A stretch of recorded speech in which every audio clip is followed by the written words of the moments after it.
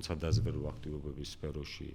სტრატეგიულ პარტნიორებთან, ხაზგასმით ვიტყვი, სტრატეგიულ პარტნიორებთან თანამშრომლობის გარეშე ჩვენ ვერ შევძლებთ იმ ამოცანების გადაწყვეტას, რომლის წინაშეც დგას დღეს ვერც ჩვენ და ვერც ერთი ქვეყანა ვერ შეძლებს საკუთარი ამოცანების გადაწყვეტას. ეს სისტემა